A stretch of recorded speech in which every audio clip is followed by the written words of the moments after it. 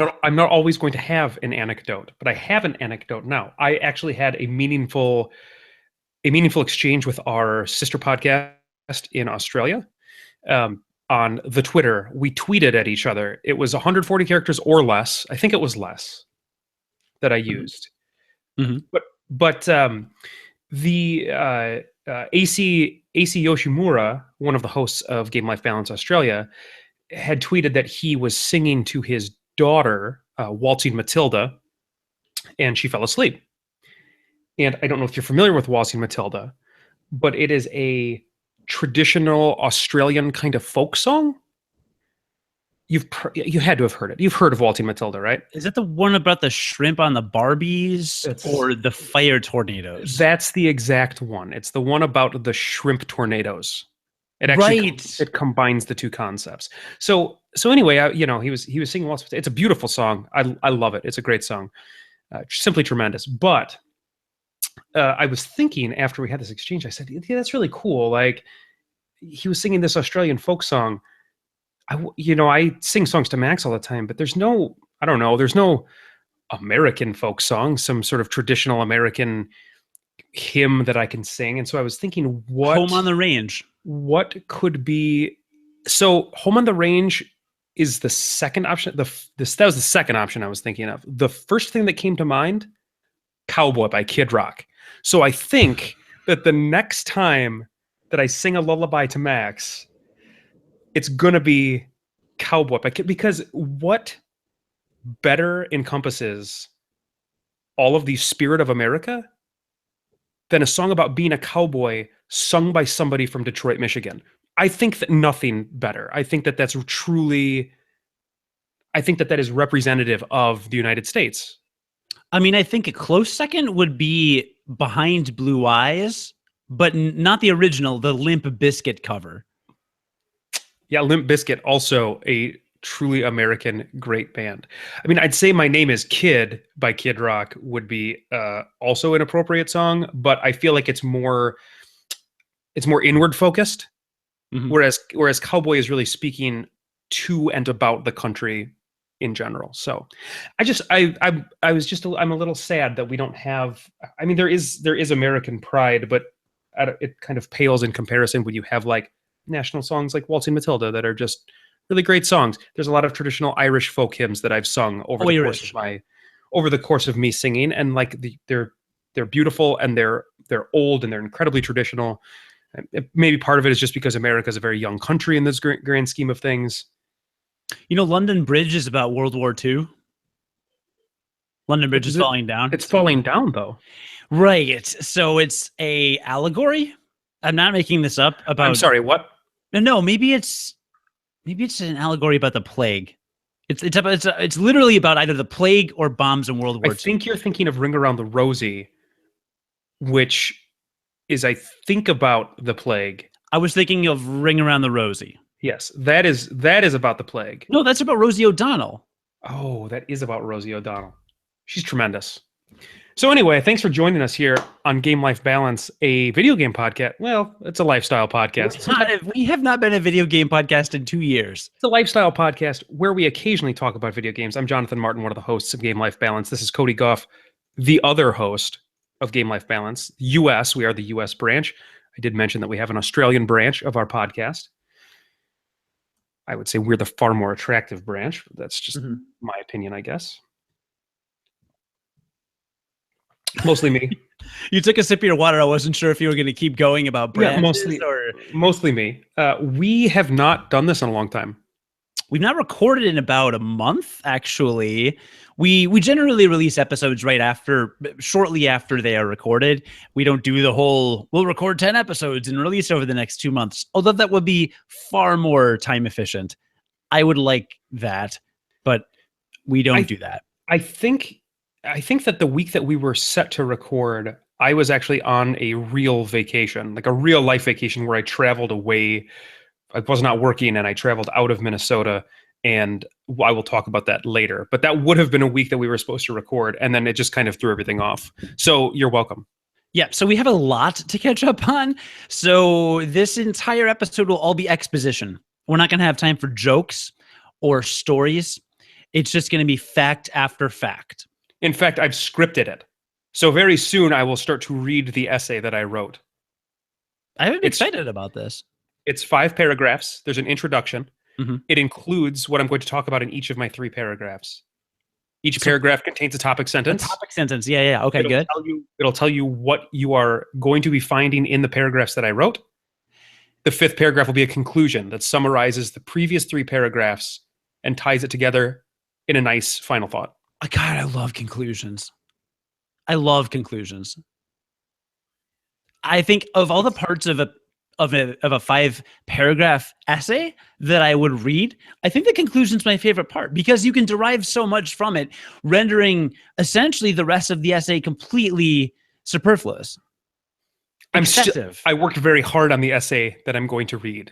No, that's fine. I'll still listen to the other paragraphs, but I guess I'll let you start with some of the essay things and preface that by saying that also in this episode, we have some current news regarding potentially, if we have time for it, some dumb video game thing that happened, but also a kind of exciting thing that's happened with our podcast where we are being, I guess, kind of featured on a new evolving podcast platform that's kind of neat and nice for us. So we'll share that. And then at the end of this episode, we'll talk about Balancing Act as a segment where we talk about what video games we've been playing lately and how we've enjoyed them and maybe give a couple tips for what you should be playing. But we will launch, I suppose, right into life stuff with Jon. Martin. Perfect. So I went to Florida for a whole week. What? I went in mid-March. It was like the 2nd week of March or 3rd week of March or something like that. And it was 40-ish degrees or 45 degrees still in Minnesota. And we went down to Florida and it was 85. That's warmer than 40. It was fantastic. Yeah, that's math right there. That's very good that you recognize that. So my parents have some friends that they know from church that have they call it like a winter home down there. But basically what they do is they lend it out to people from their church for weeks at a time. So all you have to do is fly down there, and they live near Fort Myer. And so you fly down and you go to the house and you can eat and drink whatever's already in the house. And you will most likely be buying more stuff when you're there. And you kind of like leave what's left for the next people because there's almost always somebody there. Like they had a calendar there and all of the weeks basically were filled in with different families coming through there. And then the only thing that you have to do if you use the house is you got to pay for cleaning in between families. So the house was a 3-bedroom, 2-bathroom little house. But the best part about it was off the back of it was an in-ground pool. Like with like a totally cement ground area with an in-ground pool and a hot tub. And it was covered in something called a lanai. Do you know what a lanai is? No. Okay, it's a very fancy sounding word. And it basically just means an entire screen enclosure around a very large area. So and they were all over down there. I had actually never seen them before, but they were all over the place because there's a billion bugs in Florida. There's more than a billion. There's probably trillions of bugs in Florida. And if you want to enjoy being outside at all, you have to have a way to cover yourself. So these lanais are these giant mesh enclosures that, I don't know, they could be the same size in terms of square footage as the houses that they're attached to. Wow. Because they enclose the entire area around people's pools because everybody's got a pool down there. 50% of the houses probably have pools. So there's this giant lanai that keeps all of the bugs and crap out of the pool. And so every single day was spent with, Casey, my wife, and then my son, Max, and I. We were basically in the pool for up to 4 hours a day, which was great. And then the ocean was about a 20-minute drive from where we were. So 2 days we also got to go to the ocean, and I got to watch my son kind of experience the ocean for the first time, which was a hilarious thing. Wait, what? You did that in California? So he didn't get to go in though, because it was wintertime and it was cold. But I'm saying he got that. Oh. We put on like the little life vest guy, and we all stood around him because trying to corral a toddler when the ocean is trying to suck everybody back into the ocean, because that's what the ocean does, is a four-person job, we realized, Mhm. to kind of make sure that Max didn't go rushing out into the ocean, which he probably would have if we had allowed him. Um, Of course. So, and you didn't have practice because when you went to California, you got cold feet. I don't remember this being this bad. Was this always this bad? The podcast? Were you always this bad? I'm here to fix it. You were always this bad. Okay. So anyway, Finish your story. We're halfway into the episode and you haven't even gotten to the punchline. there is no punchline. It was just a vacation. That just So sounds like a everything- lame vacation if there's So- no punchline. So a couple of things. Florida's kind of a weird place. I don't know if you've heard this. Oh, really? Yeah, Florida's kind of a weird place. There are gun and ammo stores in like every strip mall, which maybe, you know, I'm sure if you grow up in that environment, that is a totally common thing. Guns were not anywhere near me when I was a kid or teenager or adult, really, at all. So seeing all of these places where you can purchase ammunition and firearms was a little startling to me, because I'm not kidding. It was like every single strip mall. There were gun and ammo stores, and they were their own kind of freestanding stores. That was all that they sold in there. But yeah, so that was kind of a weird thing. There were a lot of old people. Like you hear that stereotype as well from Florida. It's really, there are a lot of old people. It's all old people. It's all old people except for It has the oldest population. except for the young people that are there for spring break. So yeah, anyway, the spring break was happening at the time too. We didn't actually experience much of it because most of the time we were at the house. A couple of things I really like about vacation. I like that I don't have to wake up to exercise. We exercised every day on vacation, but I got to do it on whatever time I woke up, which was awesome. That was really cool. I liked that my son, because he swam for 4 hours a day, was exhausted by the end of the day, and he slept in like every day. That's never happened before. Not to mention he had his own bedroom, so he didn't even wake us up when he woke up. I loved having grandparents there staying in the house with us, because when he did wake up, I didn't necessarily have to wake up with him. Grandma sometimes took care of that. That was pretty sweet. I really enjoyed the plane trip down. So we left late-ish at night, like 8 o'clock, to fly down. It was like 7 o'clock to fly down there. It was a one-way trip, super smooth flight. Max was awesome. He didn't like make a peep the entire flight. I got to watch, there was a new-ish movie that I hadn't seen before. Get Out? That I got to watch. No, I had seen Get Out. I can't remember what it was. They did have Star Wars Rogue One on the flight down as well, which was really cool. I didn't watch it because I had, I've seen it, but that was pretty cool that was there on the flight. So the flight down was great. We had like a fine dinner in the airport, whatever. Got down there, everything was good. Trip was good. We're all good. It's time to come home. Vacation's over. Everybody's sad because vacation's over. We knew we were going back to Minnesota where it's going to be 50, 40 or 50 degrees again, getting out of the 85-degree heat. Very sad. So the very last day that we left, or on the last day when we left, it was cooler. It was like 70 degrees and it was raining the whole day. So it was the perfect day to leave because we said, we're getting a sign. This is a sign that it is time. It was fated for us to go home today because the weather had up to that point sunny and super warm every single day. So get to the airport. Our flight's supposed to leave at, I want to say it was like 1 o'clock. So we get to the airport at 11:30 and we're going to be flying to New Jersey. And we're going to have a 2-hour layover in New Jersey. And then we're going to fly from New Jersey to Minnesota. And we're going to get in around 10 o'clock. We're supposed to get in around 9 o'clock. Wow. It was going to be a very long travel day. It's a long day. It saved a bunch of money, which is why we booked it that way. I mean, we trust me, we're not dumb, I would think, but we do value our money, and the amount that we saved by doing a trip with a layover was like significant to us. So get to the airport, and it's been raining all day, and we get in and we get through security and everything, and we find out that our flight's been delayed by an hour and a half. So we're freaking out a little bit because we were set to have a 2 hour layover, and suddenly our layover is a half an hour. And I've been on enough delayed flights and canceled flights to know that a lot of times there's not just one delay on a flight.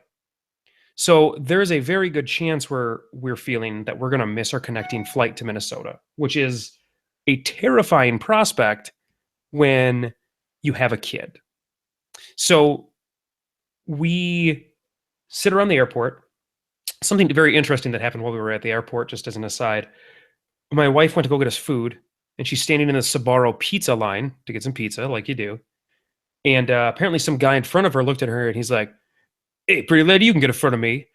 She's like, "Okay." So she gets in front of him. He allows her to budge, and it's this big guy with a couple of bodyguards around him. And she like did a double take, and she turned around to like face him, and apparently he's just like staring right at her chest.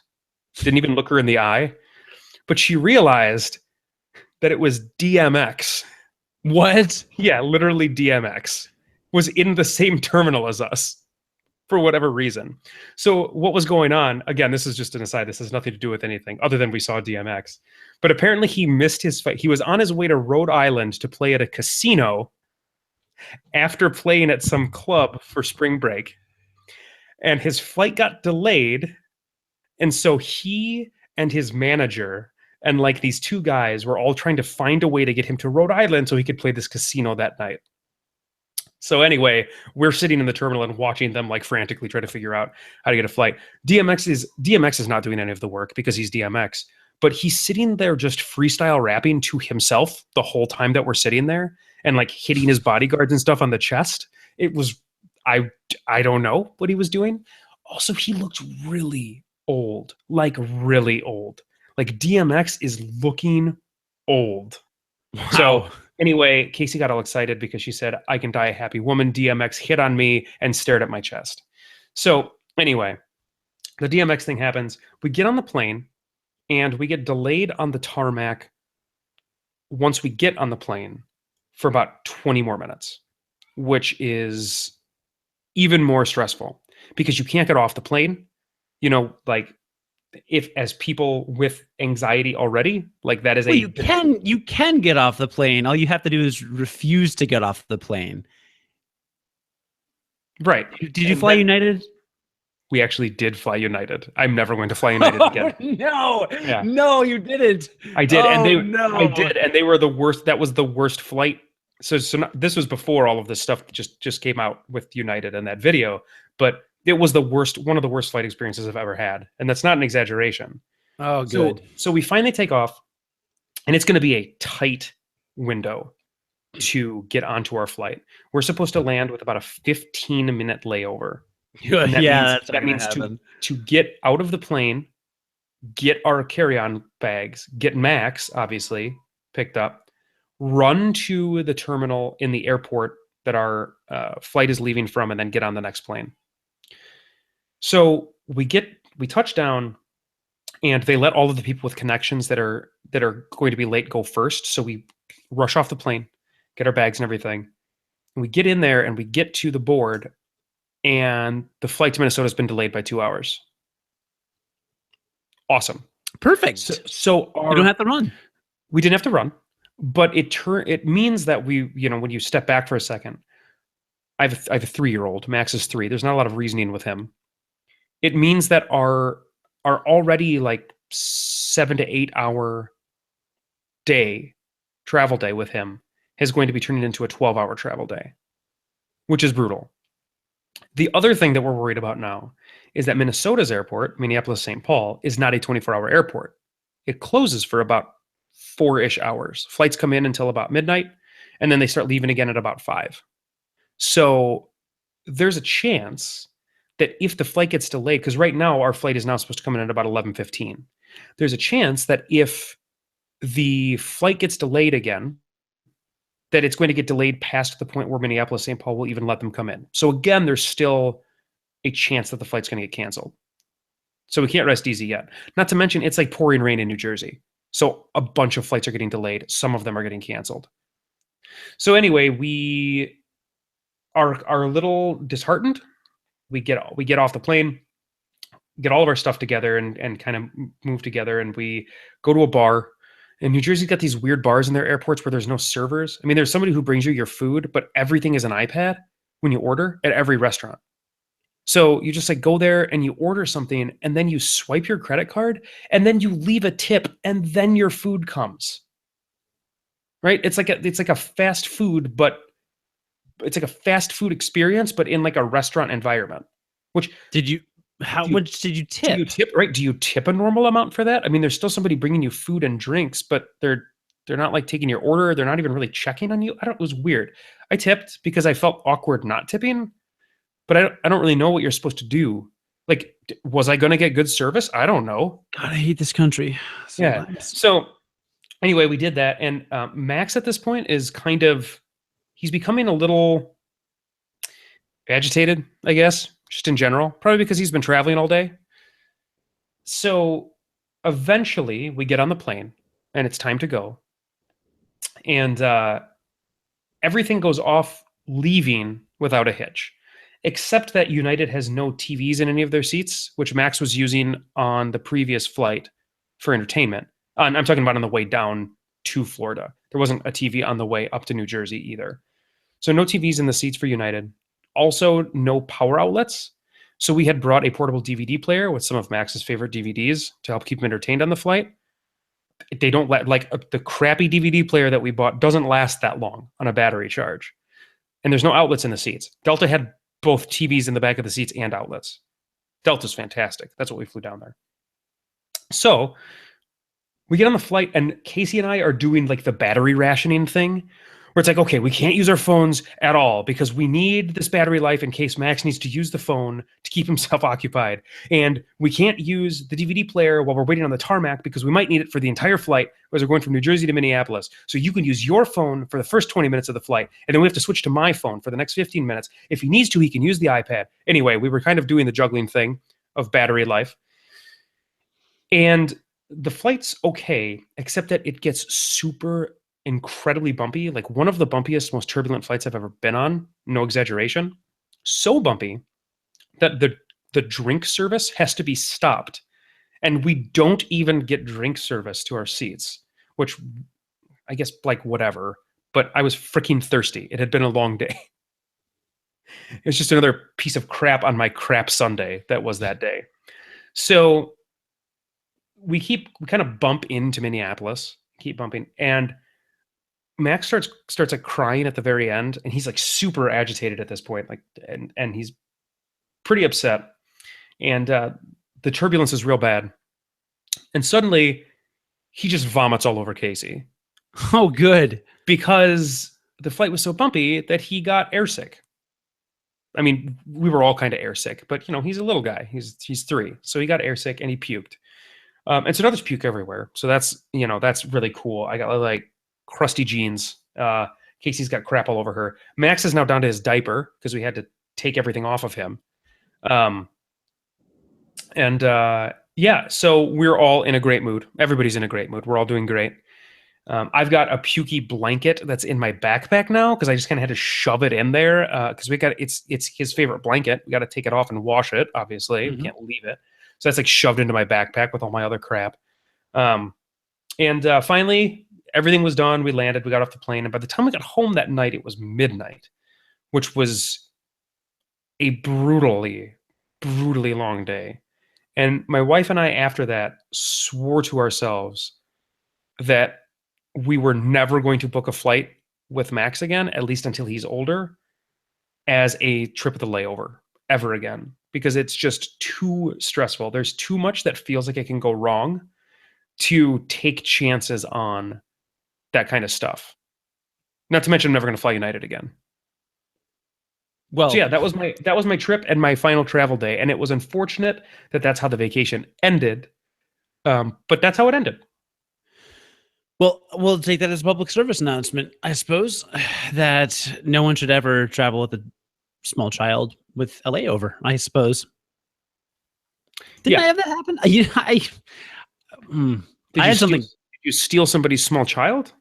No, when I went to Mexico City last November to administer a social media training for our office there. We talked about that. Yeah, I was supposed to fly direct, and then the last flight out that night got canceled. So I had to fly from Chicago to San Francisco, then have a layover, then do a red eye to Mexico City, then go directly to perform the training because I arrived at like 8 a.m. So layover. I mean, clearly I hadn't initially booked a layover, but given the option, yeah, it can go horribly awry. Look at us in our plane travel misadventures. Yeah, it was awful. How misadventurous. Well, has the rest of your month of March and the beginning of April been good? Because it's been a long time. Yes, the rest of it has been relatively normal. Things have been warming up nicely in Minnesota. Everything has been good, and there hasn't been anything else terribly exciting that's been happening other than that. I mean, that was such a big thing that you plan a couple weeks in advance for a vacation like that, especially with a kid, and then when you're done, you kind of need a vacation from the vacation, you know? Mm-hmm. So yeah, it's been good. Good. Well, I lost 18 pounds. Shut up. Are you serious? Yeah.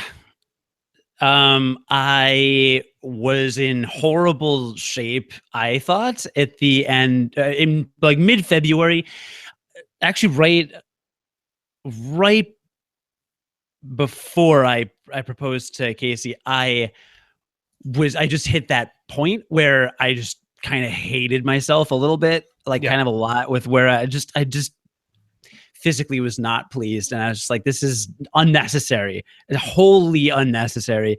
So I did DDP yoga. I started doing DDP yoga semi-regularly at the last week in February.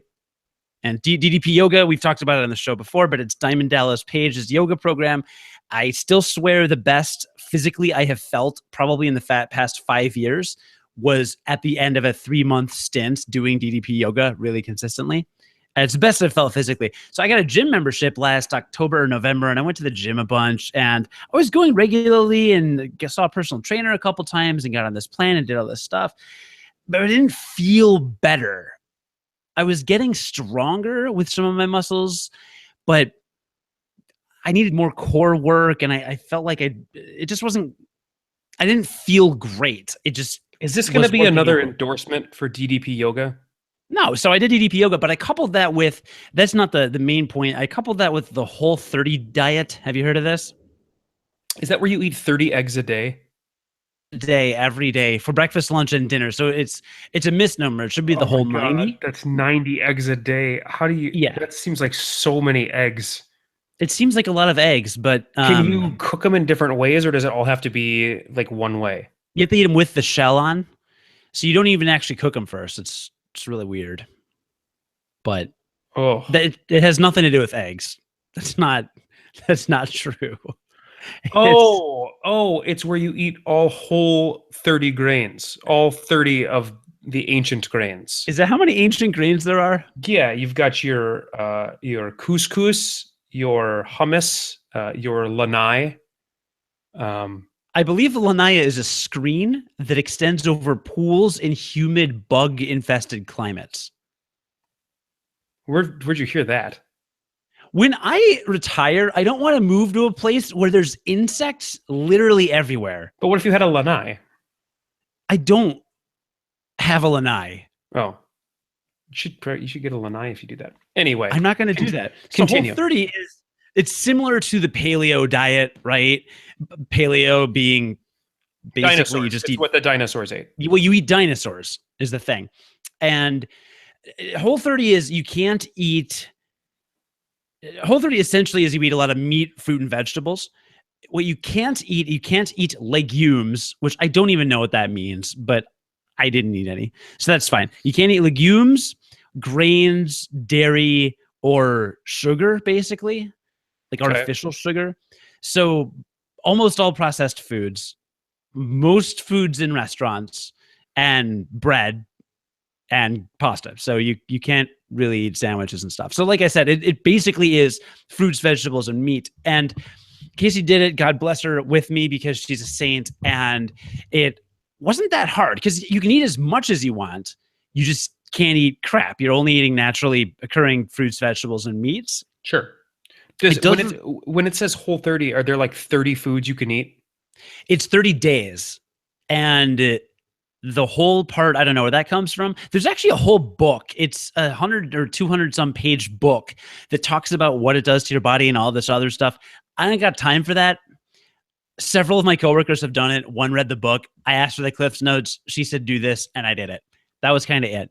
It is really hardcore though about it insists that your body needs to kind of cleanse for the full 30 days. So if you accidentally eat anything with added sugar, if you accidentally have bacon and on the back of the bacon packet, one of the ingredients is sugar, you have to start the whole diet over. It's like you're back on day one because you have had any sugar ingested. So it's really, really strict. And I didn't really participate as strictly as I could have. I think I went out a couple times and I probably went outside of it, but whatever. But it worked and I felt really good. And I coupled that with some exercise and I lost. We did that in the month of March. I was dieting a bit before that. So probably about 5 to 6 weeks. But yeah, I lost around 17 or 18 pounds. That's a lot of weight. Yeah. Congratulations. Thank you. I feel like not awful now, which is good. Because I'm going back to Drake for our 10-year reunion next month, and I'm hoping that I look better than everybody else, which is really the only reason to lose weight, right?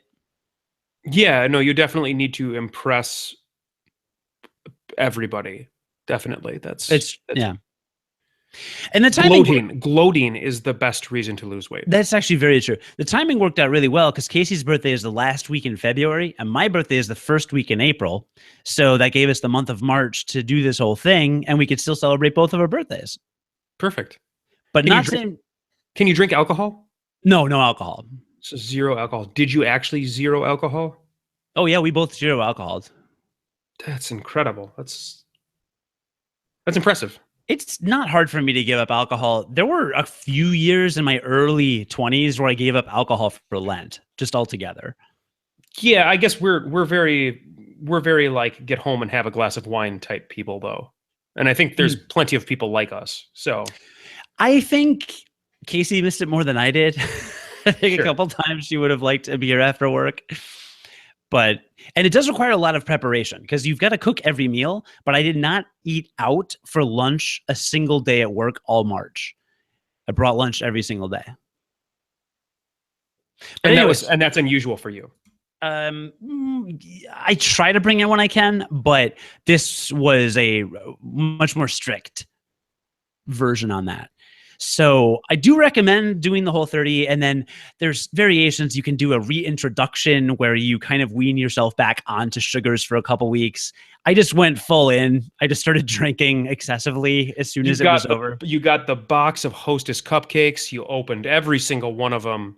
You mashed them into a big cup. And then you put 30 eggs in there because you need to keep with the diet. You need to continue to do the diet. You just are adding on the sugar. So 30 raw eggs and a box of Hostess cupcakes.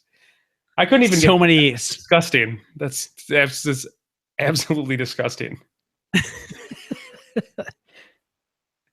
It's pretty delicious. Pretty delicious. Well, so that was the main thing I think that I did. And that was for me. And I encourage anyone out there. And it's weird. Since I stopped, it's been harder to convince myself to exercise even and to not cheat a little bit here and there. But when I go full all in on something, I am fully all in. I won't cheat. I'm really committed. That's just the way I work. You know, don't you feel like, I don't know, diets are really tough for me to kind of buy into, I think, a lot of the time, because they're meant to be a fleeting thing that eventually is over. Whereas, like changing your lifestyle, because you could, like, doing this whole 30 thing permanently would seems like it would be incredibly unsustainable. Like there'd be no way to do that, because eventually you're going to have to go out to eat with your friends or your family, unless you, I don't know, hate them all, which is, maybe you do. But like generally, it seems you make it sound like it'd be kind of an unsustainable thing. And I have a coworker that's been doing it for a few months now, and it is harder in social situations. She said she just will eat first before dinner, or she'll just get a salad. Yeah, but then you're the weirdo that comes to dinner and there's four people that order food and drinks, and you're sitting there with your water. Like, yeah, I know that's a weird thing too. And I mean, oh, she drinks though now. I mean, I think you can pick and choose. I think strictly adhering to exactly the Whole30, I think you're right. But what it did, I actually had no sweet tooth after. We went to Beefaroo couple days. We were in Rock for the weekend after, and I got a beef and cheddar and the most gourmet of meals. The most gourmet. They're cooking it just for you at Beefaroo. Delicious fast food chain in Rockford. Go if you go, if you're ever in the area. And I got a beef and cheddar like I usually do, and a thing of fries like I would normally do. And I got a Mountain Dew, and I had 2 sips, and I just dumped it out. It just tasted disgusting to me. And I love Mountain Dew. You do love so my Mountain Dew. My palate did actually change somewhat. And even when there's chocolate and stuff at work, like we've got snacks in our little kitchen that are usually provided for us, I don't ever have any inclination to have any of that. And you can have nuts. So for snacks at my job, they have a couple little snack things you can just kind of grab. And there are almonds and pistachios at my work that I can just kind of grab and take or whatever. And I used to hate almonds, and now I eat almonds basically every day.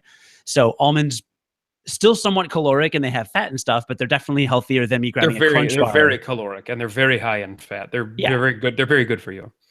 But there's no carbos. Welcome to the right side of the world in terms of food. The almonds are amazing. Mm-hmm. I'm glad that you have finally seen the light and have come over to our mm-hmm. side here. I work for Big Almond. I'm not going to hide it anymore. Mm-hmm.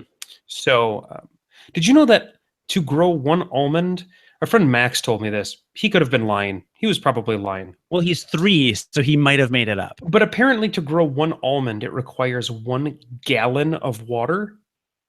And to grow one, and all the almond trees are in California. So when California was going through its massive drought the past year, growing almonds was incredibly expensive because it was 1 gallon of water per almond that gets harvested off that tree. And to grow I think it was a chestnut, it takes 2 gallons of water. Or something like that. Is it walnut? Maybe it was a walnut. Walnut. To grow a walnut, it was 2 gallons of water. So he had a friend who just every time he went to the store bought some California walnuts. Just to kind of stick it to the man. He really stuck it to him. That is the worst thing you have ever told me. It's incredibly important.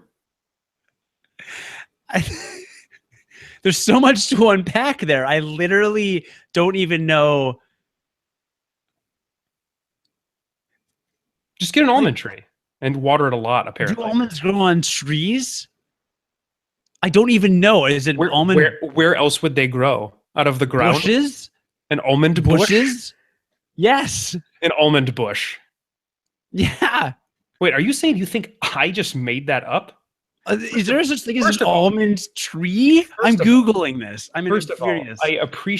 I do appreciate your trust in me that I would be good enough at improvisation, me, an untrained actor, unlike yourself, to make up a story as such. Almonds are grown in the Middle East and North Africa. Yeah, like I said. It's on trees. The fruit of the almond is a drupe. Are you trying to drupe me right now? I don't even know what you're looking at. Wikipedia. Yeah, that's definitely the best source to find out about almond trees. For some reason, I hate everything I'm seeing right here. It's talking about blanched almonds and the seed coat and the fact that it's I think hard. I think you have divin. I think you've divin too deep. I think you're too deep right now. I think you need to come back to surface. Today I learned that I have no interest in almonds as a scientific Did I just ruin your subject. diet? That is ruin your diet. No, I'm just going to switch to pistachios. Okay. And 30 raw eggs. Per meal. Remember, I did actually the number one very consistent, very sustainable food habit is that every Sunday night I take a dozen eggs, put them in a pot, boil them, stick them back in the container, bring them to work, and I've got breakfast every day of the week. So you have like hard-boiled eggs. two-ish hard-boiled eggs a day? Yeah, 2-ish, and then a couple days I get 3. Do you have the little egg? Do you have the little egg boiler device that tells you exactly when your hard-boiled eggs are done? No. Okay, you're missing out. That's something. Do you have something one? you need to get. Yeah, Casey bought one. I don't know. It's just this little thing that you drop in the water, and once the eggs are perfectly hard boiled, it turns like a special color, and then you just take them out, and they're amazing. They're perfect and literally right every time. I will say my fiance will occasionally boil eggs in the morning, and then I will have them before work, and she makes them perfectly. They're flawless. Maybe she sneaks that device. Maybe she just sneaks that device into the water. She's not big on devices.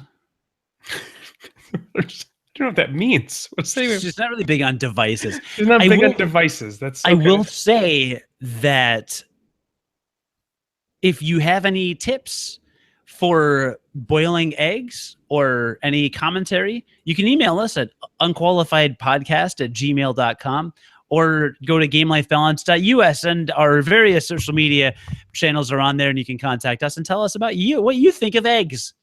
Leave comments on the YouTube video. I don't care. Whatever. There's stuff. There's just, tell us. That feels like a very organic and natural place to plug that. That's perfect. So how's wedding planning going? I want to hear about eggs. Wedding planning, did we have a date last time I talked to you? Get used to hearing that question up until the wedding, because it's probably going to come up a lot. Did you have a date? You did not have the date set in stone. You had said to me that you were looking at October, but also looking at November and December. That was the last time we talked on the podcast. So we have a wedding ceremony site, and it is an outdoorsy site owned by the Chicago Park District. It's very beautiful. And then we have a wedding reception in a hotel downtown, so everybody can stay where we're having it. So once we secured the venues and the date, I stopped pretty much entirely. Well, because you don't have anything else to do. You're done. Yeah, right. Well, we have a tasting scheduled for the beginning of May, but we were so burned out because all I did for a month was put together a gigantic spreadsheet of every wedding site in Chicagoland and check on all their dates and all their pricing and check in with caterers and check in with all these. It was ridiculous. So, and then when we were in Rockford a few weeks ago, we did order save the dates. Should be arriving hopefully soon. So we get the save the dates, which will get out since our wedding is in about 6 months, and we'll get those out immediately, followed by the invitations go. That's later. Everything else, I just was burned out and I just needed to kind of chill. So that's where we're at wedding planning. So that's the rest of my update for the month of April. Also, it was my birthday 1 week ago today. Thanks for telling me happy birthday on the podcast. You turned 20. It doesn't count 21 if you tell me happy birthday on my birthday. It only counts if you retroactively tell me happy birthday on the podcast. I'm not going to tell you happy birthday on the podcast. Well, I'm not going to tell you happy birthday on the podcast. You don't have to tell me happy birthday on the podcast. Well, I do, but I'm not gonna now. Okay, well, that makes me a little sad. It makes me a little sad. I'm not gonna lie. Yeah. Well, whatever. This was tremendous. Can I also say, so much has happened in the news just in the last 24 hours. My God, I don't really want to talk about it that much, but my God. Your birthday was tremendous, or the news was tremendous? Everything. Every time I go on Twitter, there's just something else. I can't handle it. Anyway, I know. We should actually, speaking of things going on in the news, let's talk a little bit about our next segment, current news. I will only spend like 5 seconds on this because we are running long and we need to get to our final segment. But you sent me this link. A guy on Kotaku reported on it. It's a Kotaku article, yeah. A guy got to level 99 in Final Fantasy VII. Not that big a deal. But he did it in the first, basically before the first save point. He did it in the first reactor. In the Midgar reactor, which is the beginning of the game. And he did it on a PlayStation 1. He did it without like an emulator fast forwarding anything. It was a legitimate like on a PlayStation 1. Yeah. So no emulators, no level boosts, no Game Shark or Game Genie type things, no cheating. Took him over 500 hours. Yes. To do that, that means he just entered 500 hours of battles with the same 1 to 3 configurations of enemies and probably just held attack the entire time because you don't really have magic at that point. You have nothing at that point. You have items. You have nothing. And did that for 500 hours. Yeah. Over like 2 years. Yeah. And he streamed some of it, apparently. Some of it, not all of it. Right. So I'm not going to comment on what, I guess, I don't know, time means to other people, because if that for him was like a productive use of his time and he had it and he's able to like live a normal life like that, then like good on him if that's how he wants to spend his time. But holy crap, to me, does that feel like an incredible waste of time? Like as if you can already make the argument that video games they could be a waste of time. I would not make that argument. That argument could be made. But now you're taking like a video game and you're not even doing anything with it. Like I don't even know, and you're not doing anything that requires any particular amount of skill. So you and I, when I showed you this story, you brought up speed running because it's kind of like it takes a similar time requirement to be a like world-class speedrunner, but and repetition. Right. But in that, you are doing the whole game in a way over and over and over again to shave like seconds off of it. And you're using exploitable things and you're using tricks that you have to a lot of times nail like on a particular frame of animation. Like it is a completely skill-based type thing. Whereas this just is like, I don't even know what it is. I don't even know like what he was trying to accomplish. I don't understand. I mean, unless it was treated as like a second screen activity, which I can't imagine that it wouldn't have been, because there's no way that as your primary focus could keep your attention, right? Certainly I couldn't. That would be insanity, actual insanity. Yeah. So he must have just been watching Breaking Bad. He was probably listening to every episode of Game Life Balance U.S. We don't have 500 hours of podcasts. Oh, was he listening to them multiple times?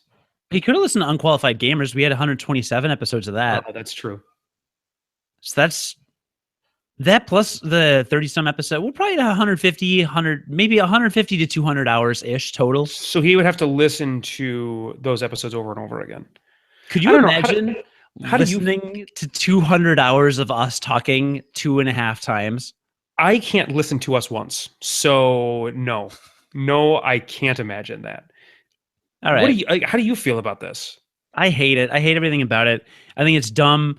I wish he had done anything else. Literally anything else. Learn to play guitar. Masturbate for 500 hours. Like even literally anything. I can't.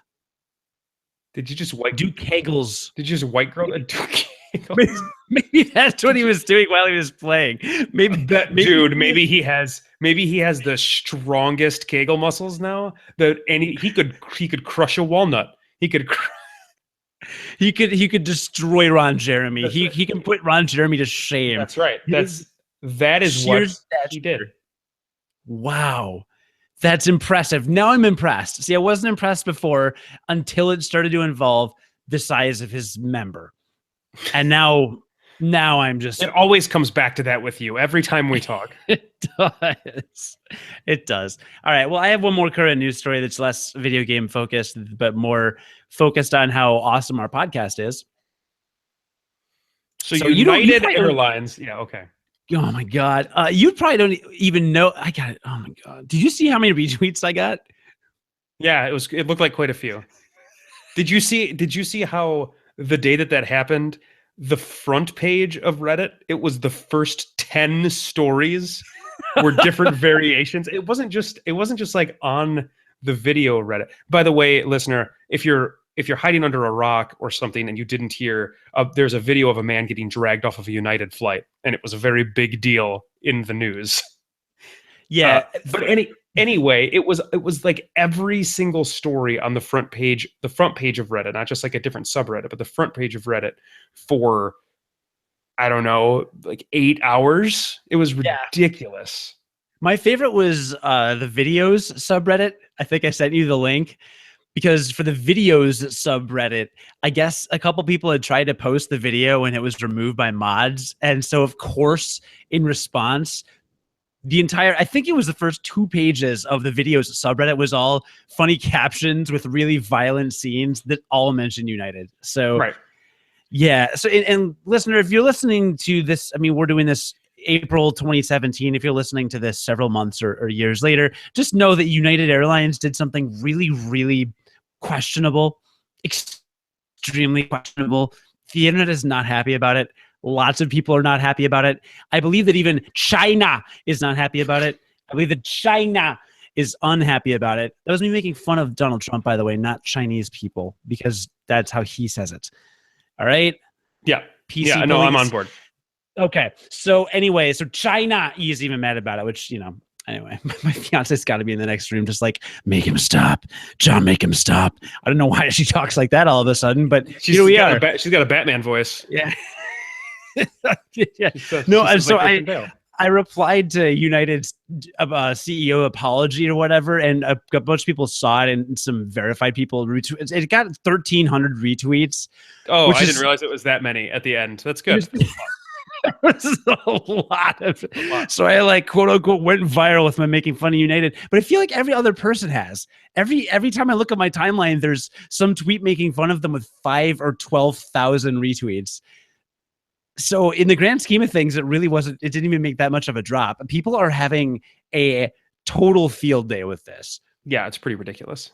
It's pretty ridiculous and really unfortunate that it happened. I mean, we're able to find some humor in the response, but what actually happened is pretty bad. It's pretty brutal. It's pretty brutal to watch. That was my reaction that's why I got into it, because I'm not usually an outrage of the day kind of social media guy, but when I watched the video, I was legit. I was like, it was messed up. Yeah, it was messed up. So, I agree. So anyway, we're not making light of what happened. The response was rewarding. It was nice to see a flash. So anyway, so the actual current news that I wanted to talk about was did you see the tweets I sent up before the podcast? I did. It's on Signal FM, right? Yeah. So actually at Podcast Movement 2016, last summer, I interviewed Kim Hansen, the founder and CEO of Signal FM. It's a startup, I guess will be what it is, based in, what's the Canadian city by Seattle? Vancouver? London, right. London, Ontario, Quebec, Canada. I don't know. It's in Canada. They're in Canada. That's Toronto, right? I don't know. I know two cities. I know 2 cities in Canada. I know Toronto and I know Montreal. And Vancouver. Yeah, because they're the Canucks. How do you know what a Canuck is? I don't know what a Canuck is. I just know that that's their hockey mascot because I played NHL 96 a lot. There is a Canadian startup called Signal FM, and I interviewed Kim Hansen on this podcast actually last summer, and she was talking about launching this new podcast platform and kind of how she got into that. She's really cool. We've kept in touch, and their platform has rolled out this new feature that's very much in beta that they're trying out, where they are hoping to be able to offer this is, oh, by the way, my understanding of what's happening. So do not take this as an official company statement. I do not work for them, but what they're experimenting with. Their shares are dropping right now. I can see it in real time. What they're experimenting with at this moment is there's this feature where they took a transcription of one of our episodes. It's episode 36, I think, with the one where we talk about you buying a new suit. Gambling or something. Oh, okay. Yeah. And gambling in bars and casinos. You talk about you buying a new suit and your wife winning a bunch of money at pull tabs in a bar in Minnesota. So they have a transcription of that episode, and you go and you can, the words will kind of highlight along with the audio. You see this in a lot of news outlets are doing this on social media now, where they'll have a video and everything has subtitles now, because what they're realizing is people are seeing these videos in their feeds and they don't necessarily have the audio turned on, so they can just watch them. And if you're on the train or in a busy place or you can't have audio on, you can still kind of follow along. So they're basically doing that with podcasts now. So if you go, you can watch us do that. You can watch the transcription of our show while the words follow along, and you can tweet little mini videos of those words with the words following along. So you can tweet the hilarious clips from that episode if you go to the URL that I've been sharing all over social media. It's pretty slick. It actually looks really, really slick when I was looking at the videos. Yeah, and it's in like super beta. I think it's ultra brand new. I think they just rolled it out this week or something, or it's really new. So you know, if you notice any kinks in it, it's been relatively smooth from my experience. But if you notice anything, it's because it's an early build, of course. But yeah, it's cool, and you can go to signal.fm. It's SIGNL, because it's a new technology product, so you eliminate vowels. Right. Vowels are very 1994. And so it's signl.fm. This is actually share.signal.fm/gamelife36. You're not going to remember that, so I'll post links in the description, so don't worry about it. But it's share.signal.fm/gamelife36, and I'm having fun with it. Feel free to retweet me. I'm on Twitter, producer Cody. Jon's on Twitter, ePlayGame, and we both retweet lots of things. And I put it on Facebook too, so it's cool. It's a fun thing, and thank you to Kim and to Signal FM for allowing us to participate in this testing out process. And I hope that it works out for everybody, and I'm excited to see what else they offer. This is really cool. And you can check out my interview with Kim from last summer on our website, GameLifeBalance.us.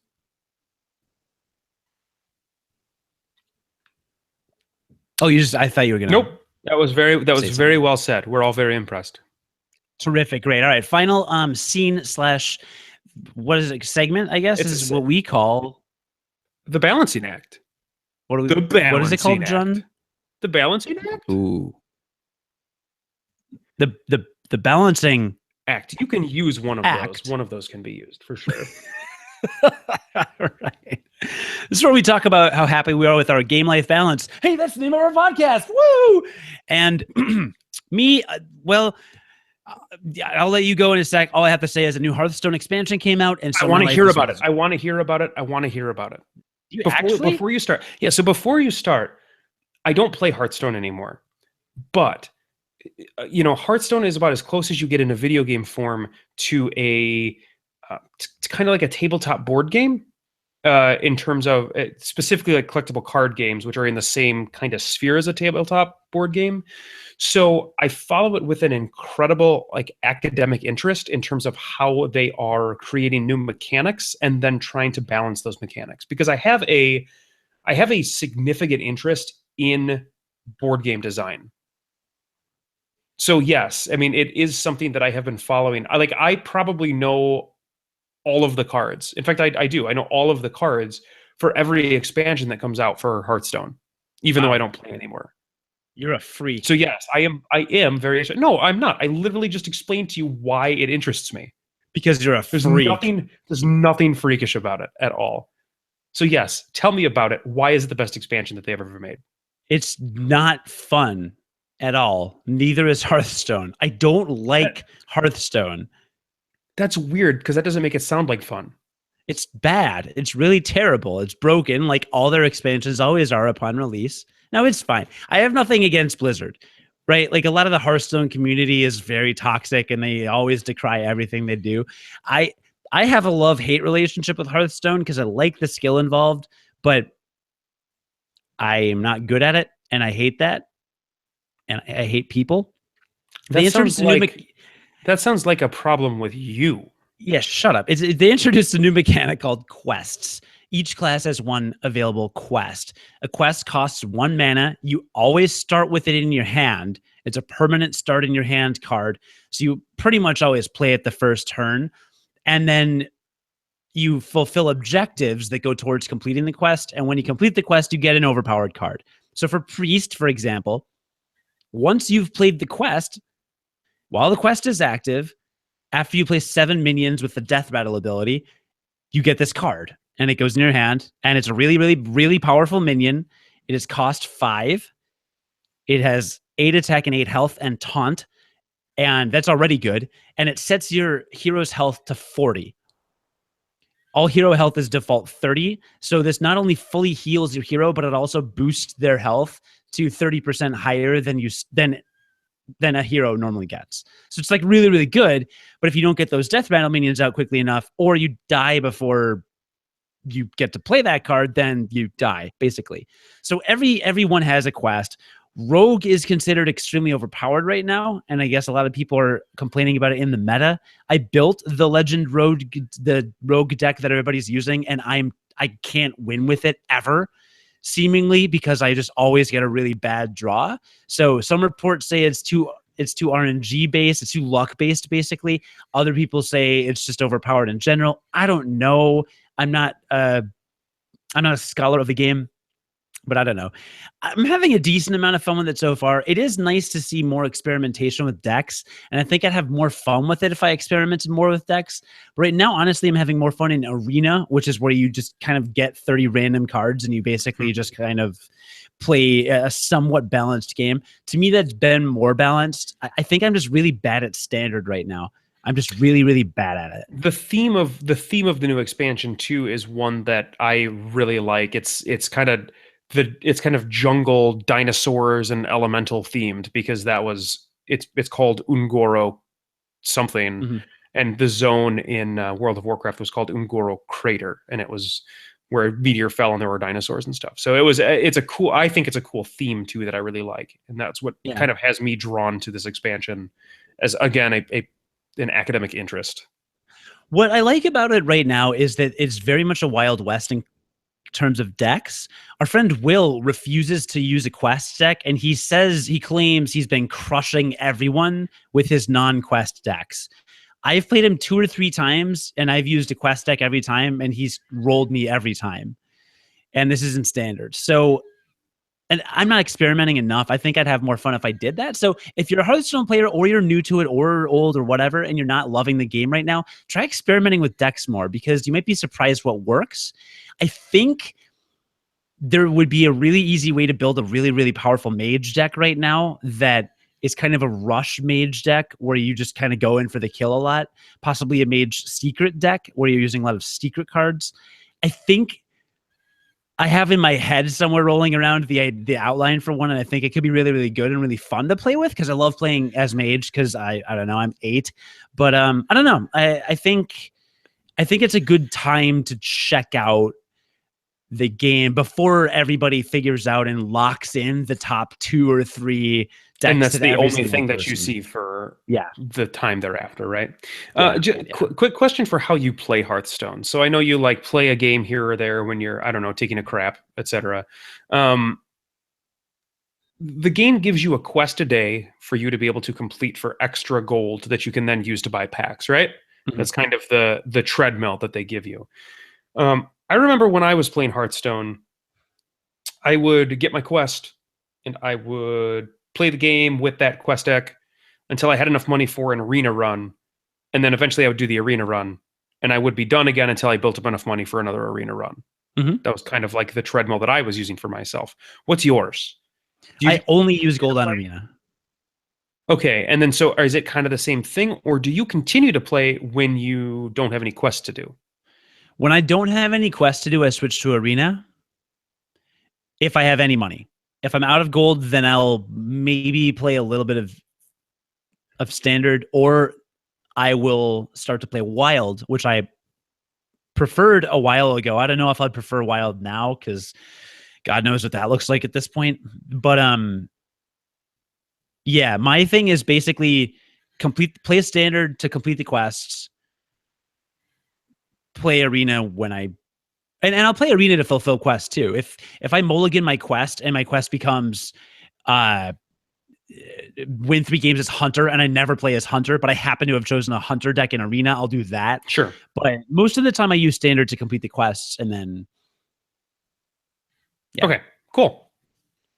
So, but I think I'm 6-1 in arena right now, and I usually don't get past 5. 5 is pretty much my standard. I almost always get 5 wins, and then I'm cut off. So I have a pretty solid arena deck right now. I'm pretty pleased about. Now, watch, I'll probably lose the next 2, but I don't know. It's fine. Yes, I hate my life again because you're playing Hearthstone again. There's just no mobile game that comes even remotely close to as rewarding or satisfying as this game. Yeah, I can agree with that. It's really good. You know, I could put Final Fantasy VI on my phone, and I love that game, but that's just like rereading a book or something, which can be fun, or rewatching a movie. But like I know what I'm doing there. It's not challenging in the same way. You're not. There's not so much critical thinking. So I wish there was a mobile version of Gwent, because I've heard Gwent is really fun, but I haven't gotten into Gwent at all because they only have a desktop client. Okay, so and that has basically been the only game you've been playing right now? Yeah, I'm still working on Legend of Zelda. The Breath of the Wild. I'll hopefully be ready to review that. Hopefully we can invite fellow Good and Geek Network member Chris Farrell onto the podcast to help me out. Hopefully I'll be done in the next couple weeks, and we'll give a full review of that. But it is exceptionally good. Sweet. Yeah, it's a good time. Now, you've been playing something else too that you like. What did we write down? Oh, I didn't. Bayonetta. No, I haven't been playing Bayonetta. Bayonetta just came out today. So Bayonetta is a game. It's an action game made by Platinum Games that came out in like 2011 or 2010, and it's about a witch who kills demons. I don't know. That's what it's dumb. The story is ridiculous and over the top and hilarious and crazy. But it was only for PS3 and Xbox 360.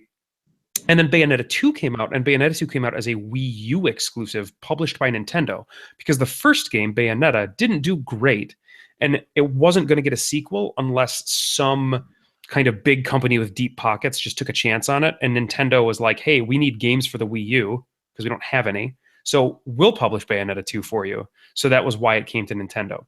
That's not important. The original Bayonetta just got released today on PC after an April Fool's joke that Bayonetta was going to be coming to the PC. And they didn't tell anybody. Like, literally nobody knew. So it just showed up on the Steam store today, which is really cool. It's going to run in like 4K if you are able to run it in 4K. It's going to be a 60 FPS game on PC now. I'm super excited to play it again because it's amazing. It's legitimately the best action game I've ever played. It is amazing. So that came out. But no, that's not what I've been playing. Actually, so when I was on vacation, I didn't bring any systems with me. I just had my iPad, which I guess you could call a system, but it does a lot more than play games, obviously. But I started playing tower defense games again, specifically the good ones. I started playing the Kingdom Rush games again, and I just kind of tooled around with those casually over the course of the trip. And if you've never played Kingdom Rush on iOS, or it's also on PC now, but you should play it. I think it is the best representation of what a tower defense game is, because it is very active, as opposed to the general theme of tower defense, which is just a very passive experience. There's a lot of stuff you are doing throughout the course of the game. So highly recommend checking that out, Kingdom Rush. But the game that I've really been playing a lot of, and it's the game, I wake up at 4 a.m. and play games. And then I've been playing games at night too, occasionally. The game I've been really playing a lot of has been Heroes of the Storm again, which is a MOBA, a lot like League of Legends, with much faster matches. And our buddies Will and John actually play it almost every night. So I've been playing with them most nights, and we can get a couple of games in, and it doesn't take a ton of time. And I've been playing it in the morning as well. And it's probably the deepest now that I've ever gotten into the game. The game looks a little different than it did when the last I played it, which was, I don't know, probably a year ago that I was kind of playing it in earnest. So it's really good. It's a really good MOBA. You know, League will always be my first. League of Legends will always be my first MOBA and my true love. But there's some stuff I really like about Heroes of the Storm, so I'm playing that a lot right now. And I feel like I have gotten a lot of really great playtime in on it. So what's your game life balance at? I feel like it's kind of like a 9 right now. Me too. Even though it's just Hearthstone. But the Zelda time I'm getting is good too. And I had the chance in the last couple of weeks a few times to pop back into Final Fantasy 14. I'm sure that was really good. As you know, oh my God, I love that game so much. I will say it's just weird going from the Switch controller because it is legitimately one of the most, it just feels so comfortable. It's ridiculous. The fact that you can split it apart and just have one in your left and one in your right hand and just kind of lay back on your couch. It's so comfortable. But the buttons are really, really tiny. And I at first thought that would be really uncomfortable. I've already said on this podcast, it's not. But when I switched back to the Xbox controller, now it just feels massive. And that's kind of funny. But sure. But I still love that game. And there's just so much reading, though. Sometimes I turn it on and I'll play for 2 hours and I feel like all I've done is read dialogue. That's kind of interesting. That is unlike Zelda. Which I love. Unlike Zelda, yeah. And I love the writing in 14 so much, but I have to be in a particular place for it where I'm okay with a more chill experience. I mean, until I get to the next raid or dungeon or whatever that I can do. If it's just a lot of cutscenes and fetch quests and things, right. I'm invested in the story and I want to read that. So it's kind of weird. It's like I want to play the game, but it's kind of like reading a book, but that's okay. But if I just want to explore and kill things, then Zelda's probably more active. So. And if I just want to be miserable, I'll play Hearthstone. Perfect. Well, that's great. And you can play Hearthstone anywhere. It gives you the ability to be miserable everywhere. Thank God. Well, speaking of being miserable, other people that are miserable that were on the Good and Geek Network are other I'm sorry, what was that? That was my attempted transition. That was horrific. That was my attempted transition. That was formal training. I don't have anything. I don't have anything at all. So we are on the Gonna Geek Network at gonnageek.com. They have a lot of geeky content that you can go check out. And there's a podcast called the Doom Ninja Podcast with Ryan Dombrowski and the Ninja Fat Man. They're awesome. They post once a week, and it's a video game and game development podcast from the perspective of two independent game developers. And they review games. They give games away during their live recordings. They record Mondays at 9 p.m. Eastern time at Twitch TV/Doom Ninja Podcast. So that's nice that they moved to Mondays so we could have Tuesdays back. Hi-yo. They also speak of the trials and tribulations of being indie developers. It's a very good podcast. Last night they gave away The Witness. Wow. You know, yeah, that's pretty crazy. Good for them. It's a really good game. You've lauded it on this podcast. The Witness. I loved The Witness. Why don't you marry it? I would marry The Witness if I was not already married. Okay, that's fair. And then on what else should we promo? I don't know. Pick one. There's so many. See, I don't have it pulled up anymore. I had it pulled up. You put me on the spot. That's fine. How about the Starling Tribune? Starling Tribune is an Arrow podcast, and you can catch season 5 edition Arrow Capiuzon. I don't know how to say that. Number 145. This week, the Starling Tribune reporters Stargate pioneer Chris and Michelle discuss the series redefining Arrow episode Capuchin. I don't know how to pronounce this at all. Tune in to find out how the reporters try to define the change while in shock plus a look at shirtless Steven, hashtag shirtless Steven, and even I want to know how they try to define how to friggin' pronounce this episode. It's Kapiuson. Well, it's kind of not fair to you because it's spelled differently in the two different fields. So it's kind of not fair for you to have to try to. There's an H in the vowel one, order and is the same, but there's the vowel order is the same. It's still IUS. It's just that one is SON, the other is SHON. So I don't know. It's Kapiuson. It's Kapiuson or Capucin, or it could be anything really. Okay, it's Kapiuson according to, well, it's got the H, so I'll fix that so they got the H there. Capuchon. I do like that you fix the copy on all of these as we read them. It happens every single week. You catch typos and fix them on the copy, so that's pretty hilarious. Literally every single week you find something. I used to be a proofreader. I Googled how to pronounce this word, and it's just not happening. It doesn't matter. It doesn't matter. Check out the Arrow podcast. There's other geeky podcasts at gonnageeknetwork.com. You got anything special, anything interesting coming up in the following week?